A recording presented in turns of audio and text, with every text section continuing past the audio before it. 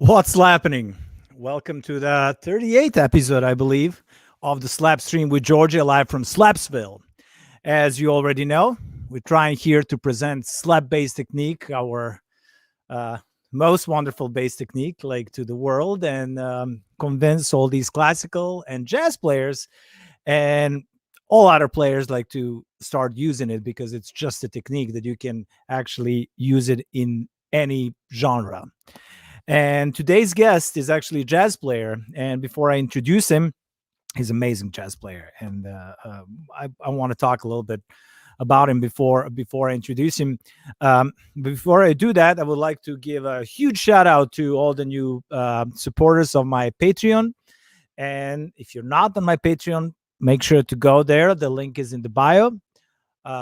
That's the one that really supports the channel. That's the one that really helps me with continuing in all my slap bass endeavors. And well, Carolyn is here, and happy Slapper Day. Happy Slapper Day, Carolyn. I see that people are joining. Welcome to everyone. Welcome to the Slapstream.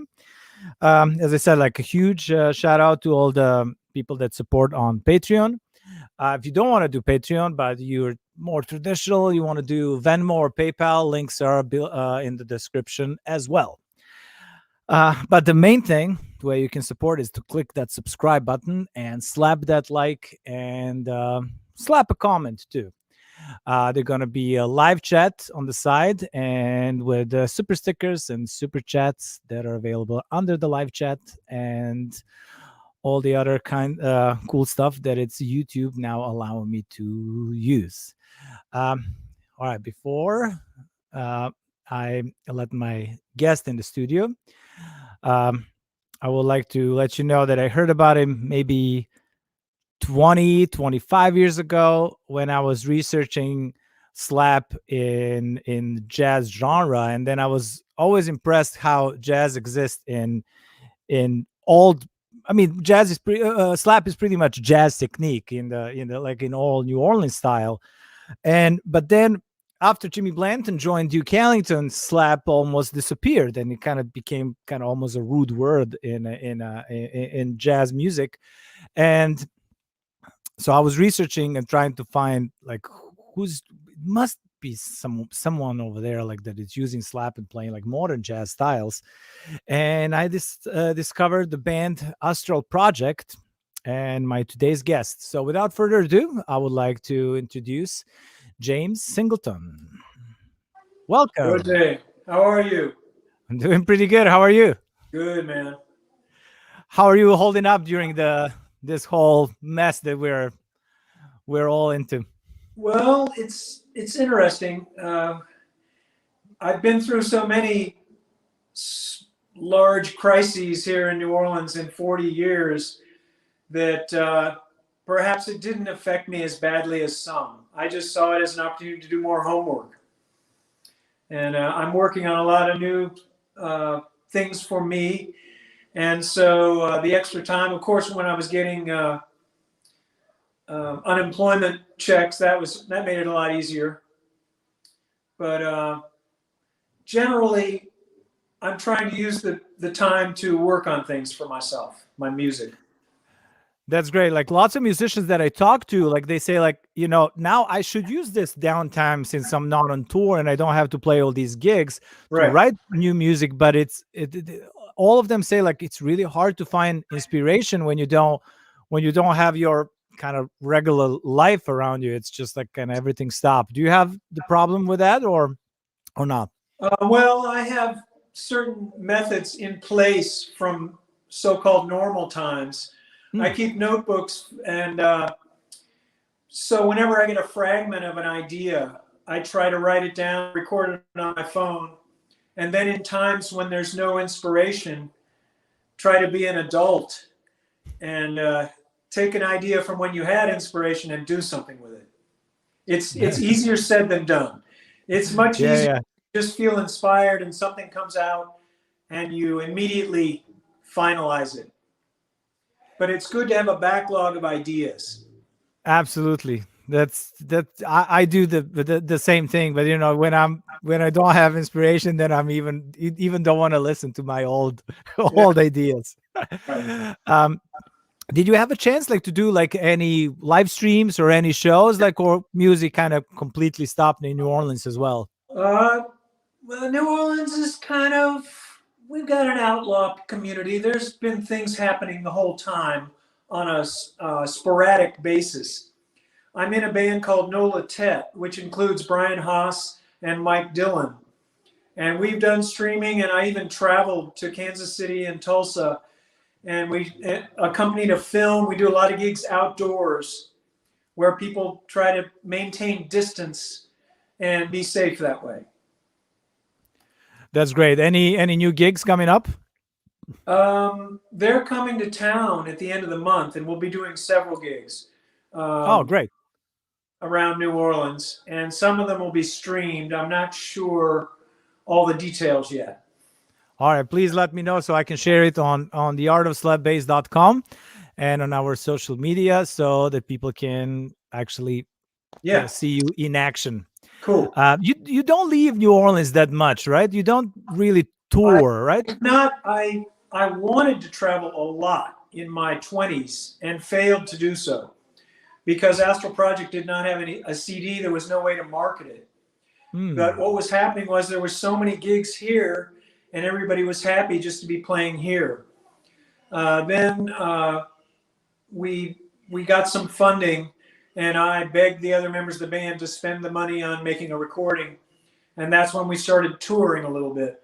And I've toured some, just not as much as some musicians. So with my own project, I had a band called 3 Now 4, which still gets together from time to time. Like I said, Nola Tet, and various combinations go around. But not a lot of road work. Yeah, I always see that you're tired of it. Yeah, I see that you're kind of like staying mostly in New Orleans, so I was wondering about it. All right, I would like to cover your full career as much as possible because I know that you play with some really amazing people, and I feel that slap community and my audience like are not aware of your work that much, and I think for me it's important to present your work to this world as well, and then like so that they can see how slap could be used in modern jazz. Would you consider your music contemporary jazz, modern jazz? Well, I'm 65, so I'm a baby boomer. So we like to think that our art transcends category. But of course, it's normally marketed in jazz world. Okay. And, I started slapping. An early influence was Larry Graham. When I was in high school, listening to Sly and the Family Stone and hearing the clutching and the very percussive style that he did. And that started to emerge from my upright playing too. But it was many years later that I got into the early New Orleans slappers. And Chester Zardis was still active when I moved here, and he was a great slapper. A couple other guys. It's used in jazz, just not all the time. One of my favorite recordings is Truckin' by Duke Ellington. Have you heard that record? Oh, yeah. I'm familiar, with most of the slap that was recorded, but, we're going to talk about, slap in jazz and all of that. And kind of, I feel that kind of disappeared around 1939, especially in the 40s. So I would like to cover your career as well. So at the beginning, could you tell me, like, how did you get interested in music? How did you start playing music? When did you decide to be a musician? Before my earliest memories, I was doing music. My mother was a good musician, a teacher, played piano, flute, guitar, dulcimer, some mountain music and classical music. So I was involved with singing and dancing from my earliest memory. Then church music, singing in the choir. I was forced to take piano lessons. I wish I had taken more. I wanted to play the trumpet. I started that. My mother got a classical guitar and studied classical guitar. And about the same time, I had braces put on my teeth, and it made the trumpet more difficult. So I started teaching myself guitar at night when she wasn't around. Then my friends started a rock and roll band, and they already had guitars, so they needed a bass. So I got an electric bass, and after a couple of years of that, my mother said, if you're going to play bass, get a real bass. And so she wanted me to get into playing the upright bass. So I got one and started collaborating with jazz players. The best bass player in town wanted to switch to guitar and piano. So I got to beginning learning jazz with him. And it was a great, Sam Crane was a great influence and help to me. Then just quickly, I played in the jazz band at school, always rock bands at night. And I ended up going to the Berklee College of Music for a couple of semesters. I was curious about classical music, so I quit Berklee and went to North Texas because they had both jazz and the classical. And got to play some great classical music and learn more and more about jazz. And then quit music school entirely to make sure that there wasn't something else for me. I took philosophy, literature, and psychology. And halfway through that semester, I realized I needed to just be playing gigs. And I got offered a gig in New Orleans with Gatemouth Brown, who's a great blues, but kind of beyond category as well, because he overlapped into country music and Cajun music and swing and jazz. So I moved to New Orleans and played with him, and very quickly realized that there was an amazing music scene in New Orleans, and I wanted to play with those guys. So I quit the blues band and starved for that first summer because nobody knew who I was. But then very quickly I was able to begin playing with all the great New Orleans players. The old guys playing traditional jazz, the young guys playing modern jazz, the funk guys. People may have heard of Dumpster Funk. When I moved here, those guys were all 7 and 8 years old, and I lived right in their neighborhood. Nick Daniels and Ivan Neville, Party Lights, James Ledette, they used to come to my apartment and teach me stuff about slap on electric bass that I could never even imagine. And they were like 10-year-old kids just slapping the hell out of the electric and teaching me. I listened to Kenny Burke. Maybe you've heard of the 5 stair steps. And Tower of Power, all the funk bands. They were kind of being influenced by that music and putting in their New Orleans style on it. So by the time Astral Project got started, I already had started slapping again, slapping the upright. So for you, slap came, basically, you were inspired by electric players, Yes. not upright slapping. Absolutely. My That's whole interesting. journey in jazz has been backwards. When I was in I was in high school, I bought Bitches Brew. Because I like the cover. And it's still one of my favorite records. But when I came to New Orleans, I'm going backwards, learning bebop, then learning the earliest styles. Then finally, I had very nearly a career-ending injury. You can see the scars. My right hand was damaged very birthday in a car accident. And the doctor who fixed my hand had no confidence that I would ever be able to play again. But I figured out how to play again. But what happened was I had never given serious study to the right hand technique. And all my calluses were gone. I had to basically start from scratch. And I'd already started slapping a little bit. So every day I would do these different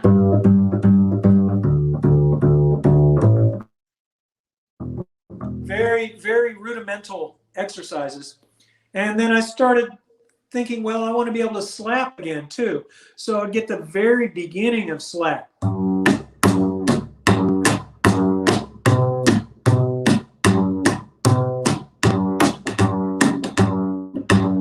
very beginnings. And then what happened is I got to where I could play again. There had been a big economic problem in New Orleans. The World's Fair came, and all of us went to the World's Fair and played gigs, and all the clubs we had been working in closed. So when the fair was over, there was very little work, especially in the modern jazz world. So that's when I got more seriously into the traditional style. And a great traditional jazz drummer, not from New Orleans, was Hal Smith. And he made me 2 cassette tapes of all his favorite slap upright players from the very beginning of, I'm sure you've heard the name Bill Johnson. And Of course, yeah. he's So apparently the first guy. Yeah, well, I didn't know that stuff. So I went to his gravesite, because Really? it was not marked. So then I researched, where could that guy that's buried, and then when I was passing through near San Antonio, Texas, and then I found out that he was buried over there. So I made sure to stop by. Oh, that's fantastic. And get some Steve Brown, holy dirt. Owen Bro, all the New Orleans guys, and I'm sure you're aware that Milt Hinton said that when the New Orleans guys went to Chicago, a lot of the tuba players were going to the pawn shop looking for an upright bass to see if they could learn how to slap like that. Yeah, Milt Hinton is a great source of information for finding slap history. And I would say that for me, the most helpful was actually New Orleans Jazz Archives at Tulane University. Oh, yeah. I spent hours over there. Every day I would go for 4 or 5 hours just to listen interviews from bass players that are recorded over there. And it's amazing. So yeah, that's one of my favorite things to do in New Orleans, besides, food and music. So you did you had a formal education, but it was mostly classical, if I understand correctly. Yes. Okay. Well, And do you still play classical? They had jazz bands in North Texas and Berkeley, of course. But yeah, my main upbringing was classical. My mother was classically trained. All right, mine too. I studied classical music and jazz, but classical was priority, and I think that's what really helped me with a correct technique and understanding music overall. Do you still play? You mentioned that you played different instruments like trumpet and guitar. Do you and piano? And do you still play those? Yes, I use the piano mainly to aid with composing. Yes. I recently got my mom's classical guitar, so I want to get back into guitar. And trumpet is still one of my favorite instruments. It's very difficult. I have a drum set. I practice drums a little bit. Oh, cool. When did you have your first band? Actually, I'm still in my first band. Astral Project? No. Okay. It's had many different names. It's now called Outer Park. Okay. And these were my best friends from when I was 7 years old. Oh, that's awesome. Yeah, and at that age, we made our own instruments out of cigar box and wires. We wanted to be, rock guys. And we actually ended up having a rock band called the Cowboys in high school, mainly country rock, Rolling Stones covers, things like that, some Stevie Wonder, some Motown. And we went to our high school reunion 40 years later and had not played music and got the band back together. So now they come to town a couple times. They've come to New Orleans and got a studio space, and we make records. It's called Outer Park. That's such a cool story. Do you have any recordings with them? Yeah. The new one is called The Big Orange. And the first one is called 1968 Slight Return. Huh. Okay. What is the significance of that year in that case? I think most of the songs are from that era. It's cover music. It's mostly cover music.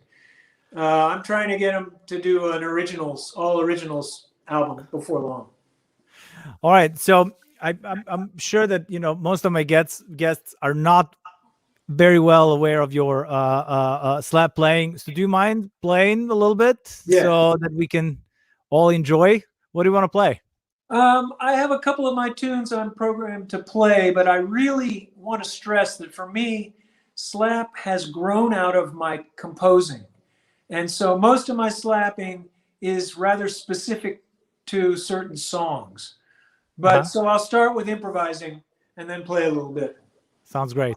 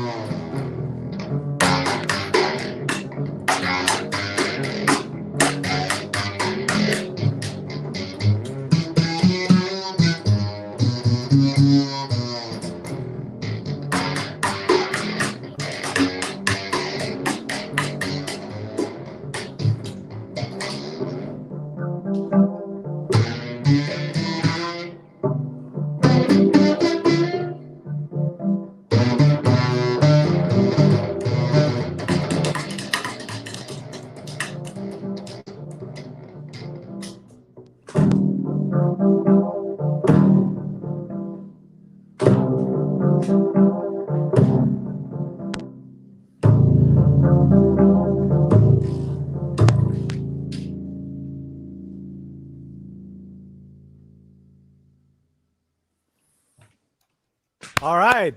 Awesome. I love the way you use like all these different styles, and everybody loves it. I have to show you the comments. You have all these clapping hands. Carolyn said you can hear the funk influence. Clapping hands. Cloudberry, who's our regular here, wrote some nice playing here. Maybe I should abandon psychobilly and become a jazz guy instead. And like more clapping hands. Absolutely amazing. What a treat. So intense.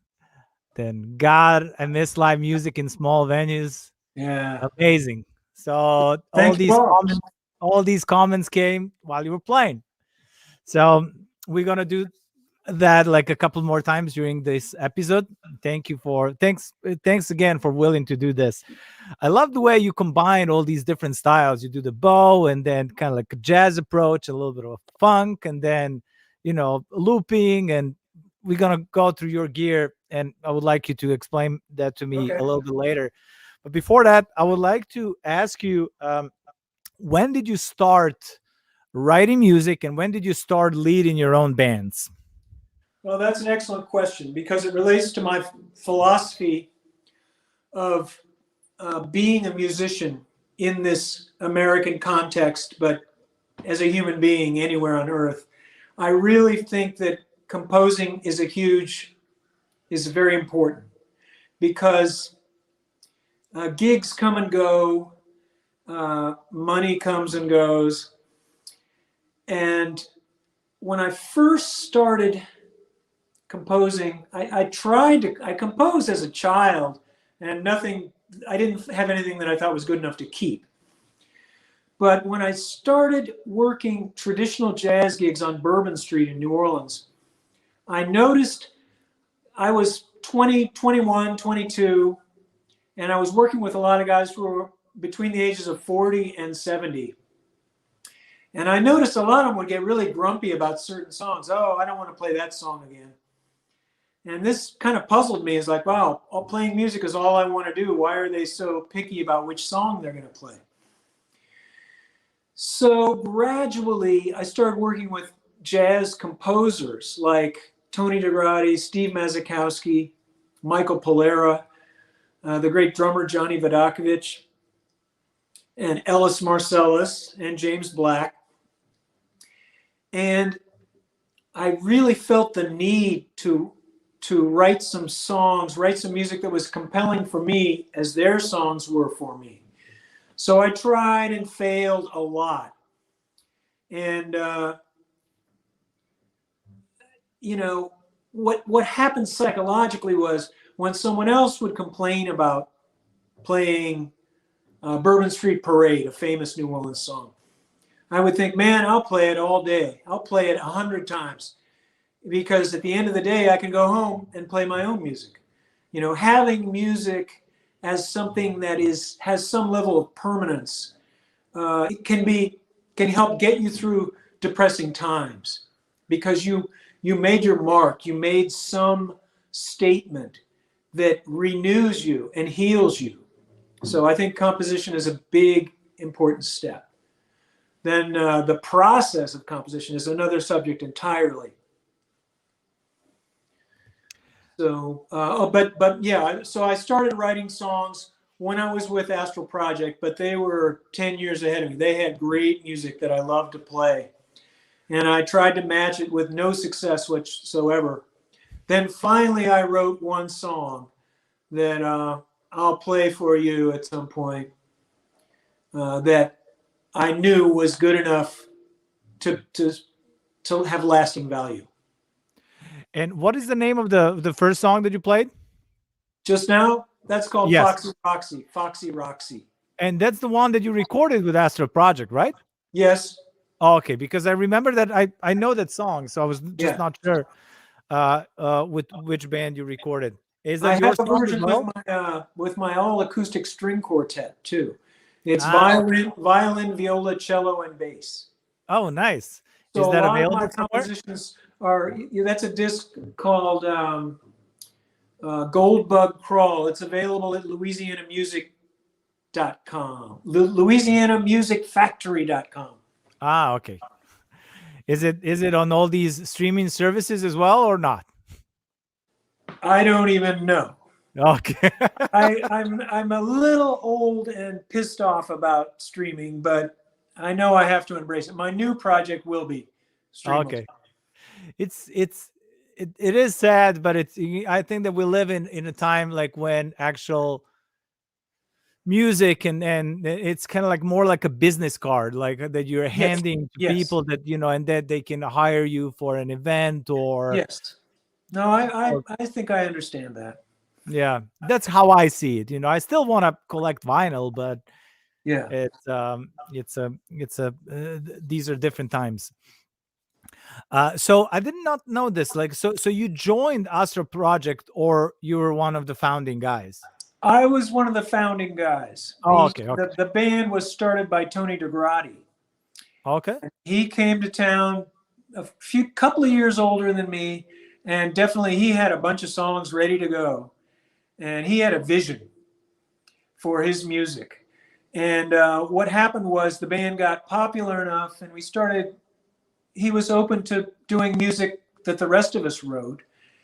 And that became an important part of the repertoire. And the band became a little more cooperative as a project.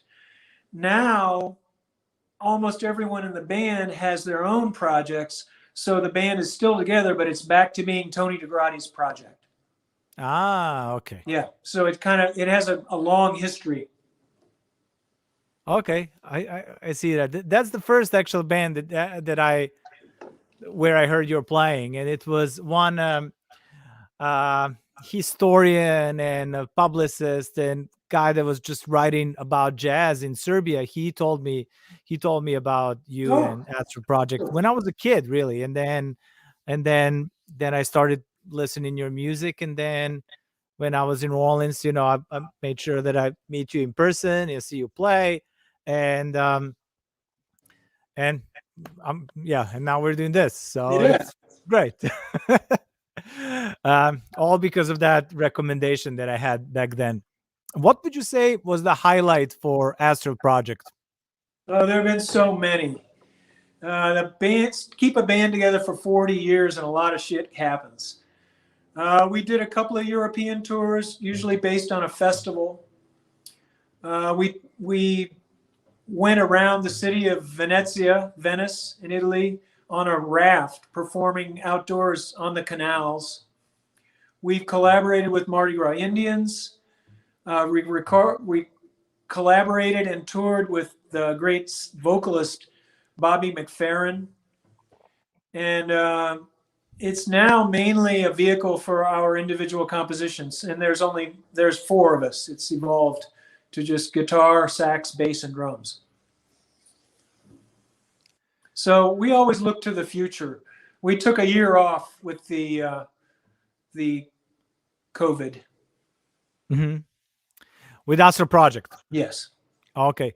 It's when you mentioned Venice in Italy, I have very amazing memories, playing in Venice, playing on that. I forgot what is the island that it's right across where I played in the middle of a night. It was magical. And Venice is a great place. On gondolas. Because Venice historically has never been a big music town. You have Monteverdi, and it's such a gorgeous visual experience that I think music gets taken for granted. So touring musicians go there, and the welcome is astounding. They love it. I love playing. It's been many years since I played there. Yeah, I've been there like quite a few times, and then every time I go there, it's something new happens. Like always some kind of party. Yes. Like you would play every night, somewhere else in someone's house, or on a boat, or on the island, or like here or there. It's magical. I actually kind of like I have like a similar vibe whenever I go to New Orleans. First time I went, second time I went to New Orleans, I had one gig, and there was just a bunch of people, bunch of bass players, and then I met all these great great guys and girls, and they told me, "Hey, why don't you just stay?" And I asked my booking agent, like, "When is our next gig?" She said, "In 2 weeks." I said, "Los Angeles?" "Yeah." Well, like, all right, I'm staying. I'll just fly to LA in 2 weeks, and I stayed. And I remember Jason Jerzek, bass player. Oh yeah. He was great. You want to stay? So you're gonna be for first week. You're gonna stay at Meshia's house. Oh yeah. And that, which is Jelly Roll Morton's house, right? At that time. And you're gonna stay there for a week. And then you're gonna go to the Royal Street and stay at my place in the middle of a French Quarter for a week. I was like, all right, it's cool, great. So this was a long time ago, like maybe even 15 years ago, but it was amazing. And I played every day on the street. So Cool. with, random people that I just met at that time. And it's I actually uploaded one of the videos from those street gigs, and it's the most popular video I ever uploaded on YouTube. So it's I always have so much fun in Louisiana in general and New Orleans. Okay, so besides Astral Project, what would you say? What were your main bands during your career? I know you played with lots of backing up lots of people, but we're gonna get into that just a little bit later. But I want to still talk about your music and your main projects and bands. My main projects. I was in Astral Project, then I started a band called 3 Now 4, which features a genius pedal steel guitarist, Dave Easley, who grew up in a town 80 miles from my hometown, which is in central Illinois. And then we discovered each other here. And he's pedal steel guitar, but he can play Coltrane, anything from country to any music. We did I don't think we had a perform an arrangement of Bach Air on a G string and a Verdi aria. So classical music, country music, rock music, funk music, classical music, everything on pedal steel guitar. So there are 3 CDs of that band, including a collaborator with the great Romanian saxophonist Nicolas Simeon. Then basically my string quartet, I'm happy about that, though we aren't very active. And I'm just active collaborating with a bunch of different bands, just using my name, James Singleton. So that's what my new project, my new disc, my new vinyl and CD will be available in a couple of months. Simply James Singleton. Yeah. Are you going to be? Is it already recorded? Yes. I'm working on the art. On it? The art is holding me up. Oh yeah. Okay. Are you slapping on it? Almost none. Okay. So keep it in mind. Like now you have new fans. So well, now you're influencing me. I'm seeing. Well, maybe I need to slap a little more. Yeah. I got a couple of new tunes that have slap parts, but I haven't finished them yet. Oh, cool. I always love like when I hear that composers like you or in other music styles like incorporate slap as a certain texture. Yes.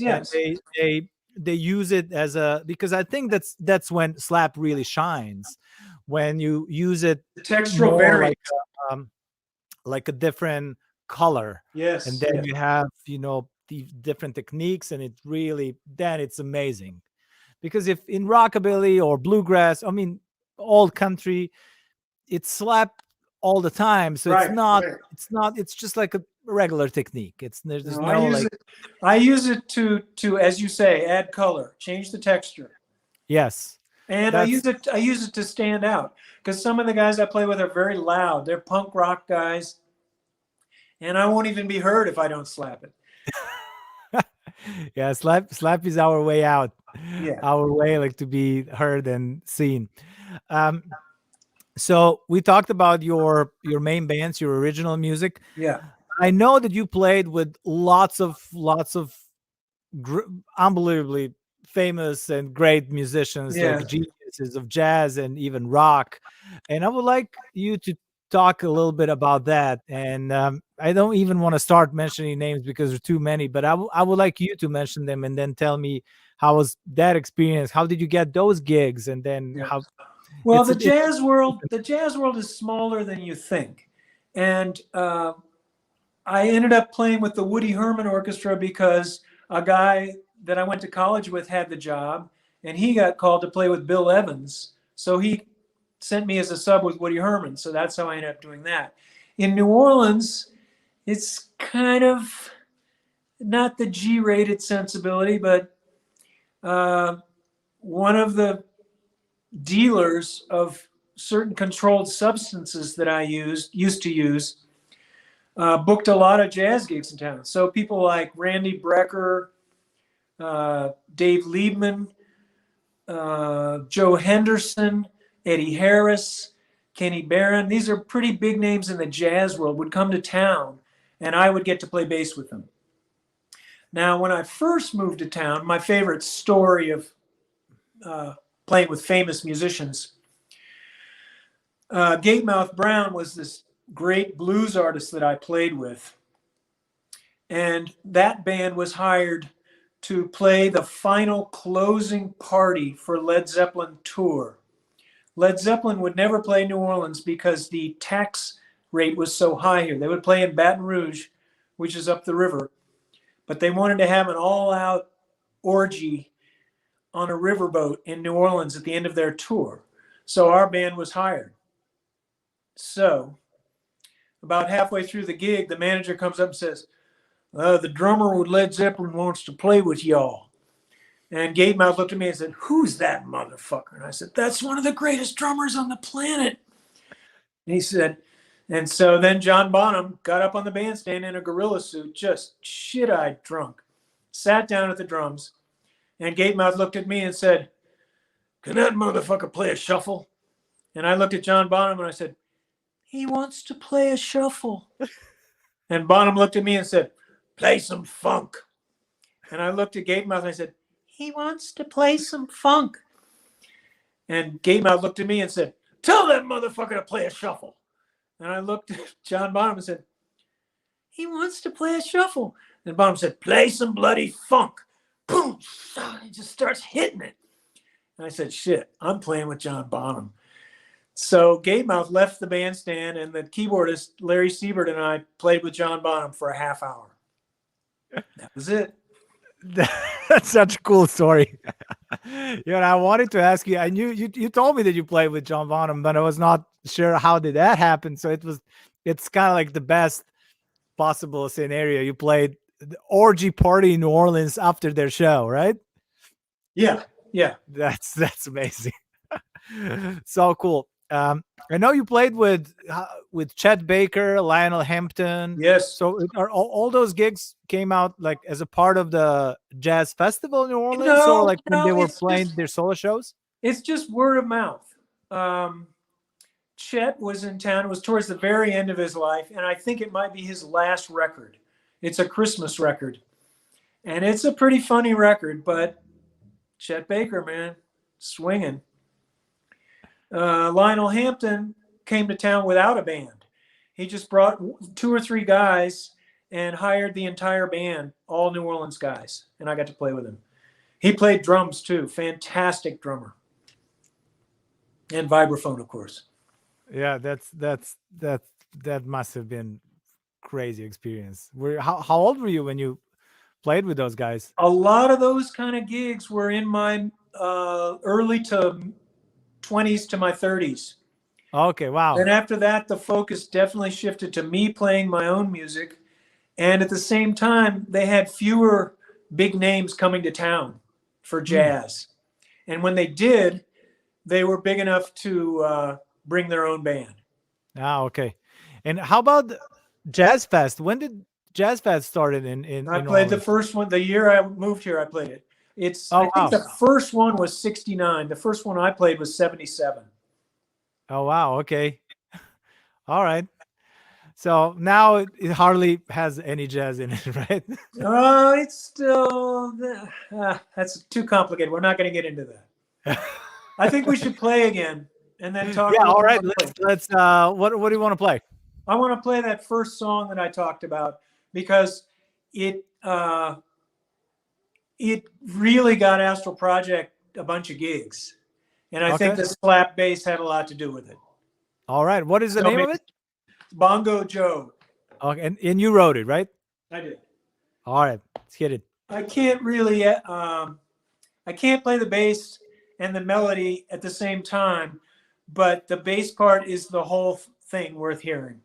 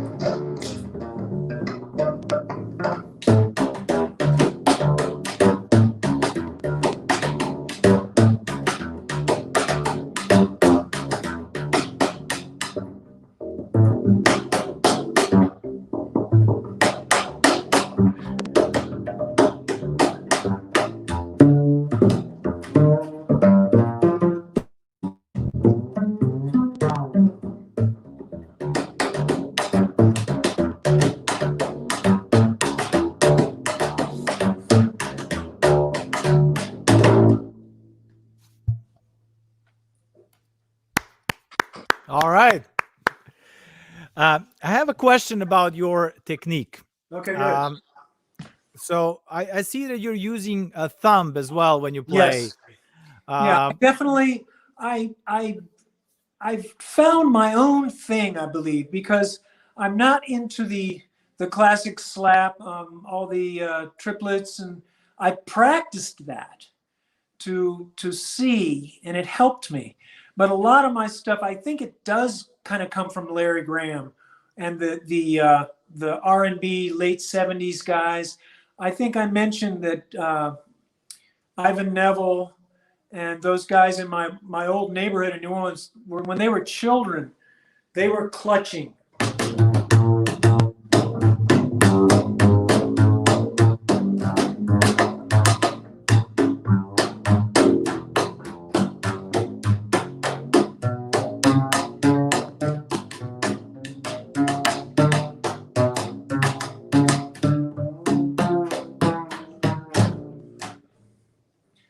Pretty primitive, but it sounds great. Like not many bass players use that particular approach for slap, and so if I can say, like, I think that you're kind of combining electric bass slap technique with upright slap bass technique. Yeah, when I'm on a traditional gig, if I'm on a traditional jazz gig, I never do that. It's more.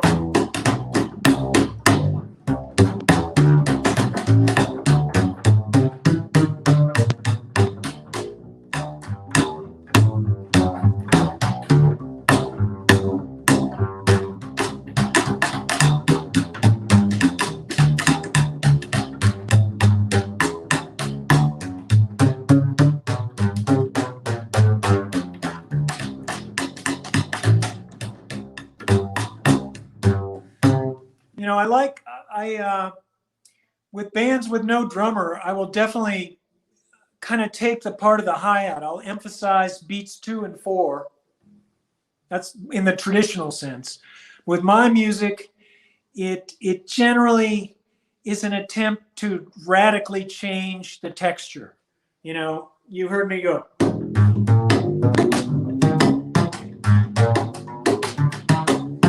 In the heat of the moment, I didn't really nail it very well on that song I tried to play, but it's definitely a work in progress, you know. Well, you definitely have your own voice in a slap world, which is something that I really admire, and I think that's the goal for every musician, to find its own stamp and the way to express what you're doing so beautifully. So I'm happy that you found your own signature. I'm curious if there are any slap patterns that the names for these slap patterns that you use, like in a slap world, we often say like single slap, double slap, triple slap, stuff like that. Do you use any terminology like that? I do not, but when I spoke about having that accident where my hand was fucked up, and when it started to come back, I felt like I was building my right hand from scratch. And I remembered that slap was one of the things that differentiated me from others. So I attempted to codify it for myself. And like I said,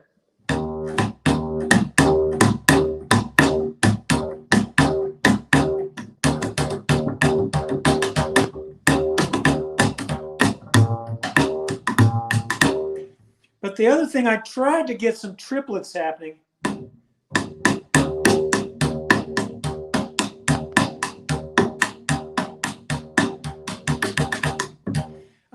It's never even.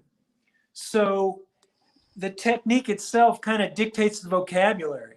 You know what I'm saying? I can't, because I can't make even. I heard a version, I believe it's Marcus Miller playing Jocko's Teen Town, all slapping every note. And that greatly impressed me, because I felt like, wow, he has a way to play 8-note melodies and slap every note. But there are only so many hours of the day, and I'm trying to learn how to be a trumpet player. Yeah.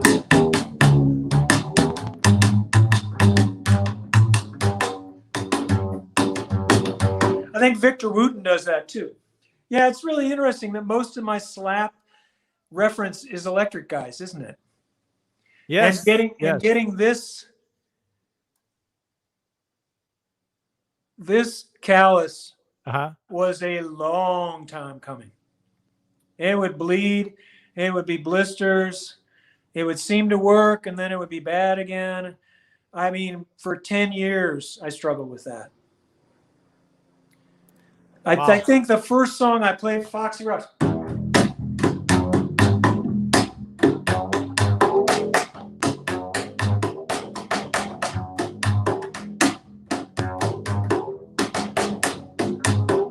I think that song finally got the edge of my thumb tough in the right place so it wouldn't fuck up. Because and I noticed that because in the COVID pandemic, I'm playing 1/10 the number of gigs, and I come back and it's still okay. I figured I'd have real issues with my chops. Interesting. Yeah. Like So what has to happen is as you go forward, and then I had a teacher who taught me this before college in high school. He said, because I looked at his hands and there were no calluses at all. And I said, man, you have no calluses. And he said, it should get easier and easier throughout your life. It should be less effort and more results. I like that. I still have calluses though. I'm waiting for that moment. But I realized as well that during COVID, like some of my chops like went down, but I can as far as stamina, but I can still play everything that I was able to play before. Well, for me, the acid test is a gig outside with no amp, with the trad guys, and then it's like you got to really be careful because you can get blisters real quick. Your arms are stronger than your fingers. Yes. Do we have? Are we close to a few more questions and one more piece? Sure, let's do that. Like, I would like to go through your gear that you're using. Okay. If you don't mind. Like, just to tell me a little bit about your bass and your strings, and I know that you're using some pedals. The strings are a recent revelation. I've always been a champion of Tomastic Spiracore. I like metal strings because I like the strength of the signal electronically, and they're simply the loudest. But what happened was my luthier told me that he thought the way for the instrument to resonate the best was higher tension on the low strings and lighter tension on the higher strings. And I'm always trying to get a bigger sound, the F on the G string. So I was always putting heavier gauge on the G string. He told me try the exact opposite, and it really worked. So now I have Tomastic Orchestra on the E, Tomastic Vike on the A, slightly lighter, and both of the G and G are solo tuned, but tuned normally. So they're very floppy. It took some getting used to, but I'm sold. Now the instrument, this is a pretty expensive bass for me. It's Hawks English bass, about 100 years old. I have two other basses right now. One I got in an antique store in New Orleans for $300, and it plays like a piano. Most of my recordings are with that instrument. Then it had an accident, had to be repaired, and didn't come back the way it should have. And it has no papers, no idea what it is. Tomastic Spiracore. I like, oh shoot, I'm tarling. I can't remember. This is a full circle pickup. And I have a Walter Woods amplifier. He's pretty much retired. I like that because in jazz, it's good to have the pickup going through my effects and then a separate channel that's just a microphone. I have a DPA condenser microphone. I can turn off with a foot switch. I can turn off the pickup and only have the microphone and get a very warm, old school jazzy sound. For pedals, I like these looping, the Boomerang, and I use two of them because I like the idea of having two completely unrelated loops. That's mainly for my solo act, which obviously I need to work on. have so much fun playing with my friends. I don't spend a lot of time with the solo act, but this pandemic has got me thinking about it more, and doing this interview with you has got me thinking about it a lot more. I have a reverb unit, just cheap stomp box reverbs. Actually, the EBS, the Swedish octave doubler, is much better than any other I've used. And their reverb is not bad. And it's similarly small and easy to carry around. That's a metal muff distortion unit. I've tried many distortion units. None of them are particularly worth recommending.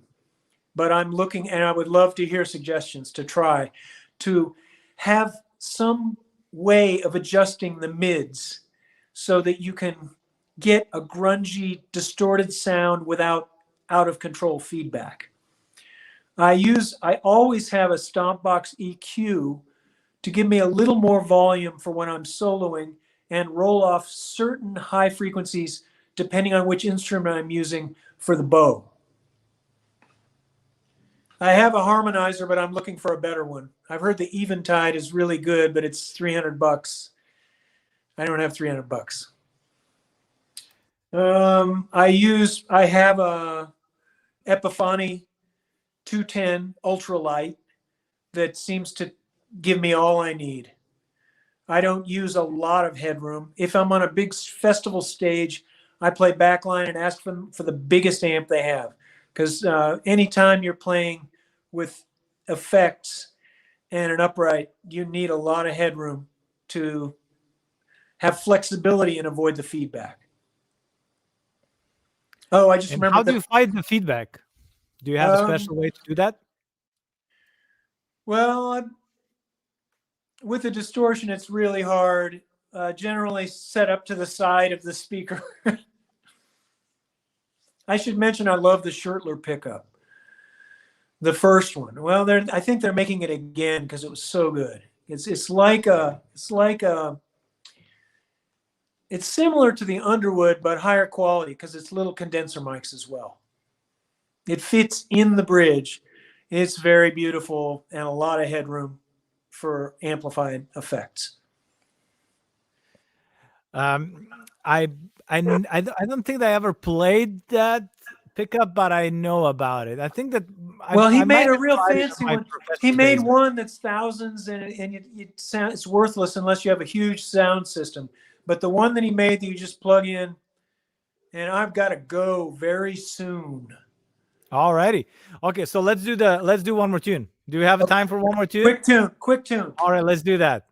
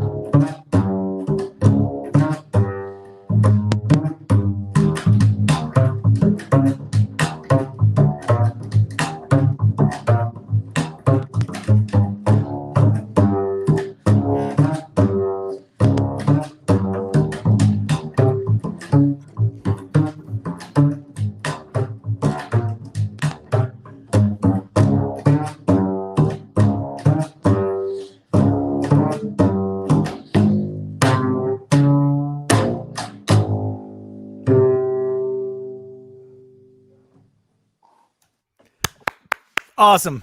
Thanks so much. Like everybody, love it. Thank you all. And thank you, And Djordje. yeah, thanks so much. And thanks a lot for being a part of the Slapstream. I wish you all the best and can't wait to see you play live in Louisiana, California, or somewhere else. Cool. I'm honored to be a part of this, and I'm going to take the time to watch the other interviews. All right. And keep slapping. All right, my brother. Be well. Thank you. Bye. All right, that was the 38th episode of the Slapstream with Djordje live from Slapsville. Thank you all for being a part of this one. And I think that you can, by now, you can notice that this is that how many different approaches like to slap technique you can find, and then that you can use it in any music genre that you like to play. So it doesn't matter if you want to play jazz or swing or rockabilly, psychobilly, country, bluegrass, classical, whatever you want to do. You can use slap and your cool points gonna skyrocket. If you are not subscribed to the channel, please hit that subscribe button, slap that like, slap a comment. If you have a suggestion who you'd like me to interview next, please write in the comment section below the video, not this one next to it. I'm not sure where it is. And check out Patreon. Description it's in the description of the video. And check out Venmo and PayPal if you'd like to donate and help Slapstream going for more episodes. Thanks again, and don't forget, never fret, slide it in smooth, and keep it in a groove. I'm Djordje, and I will see you next Saturday.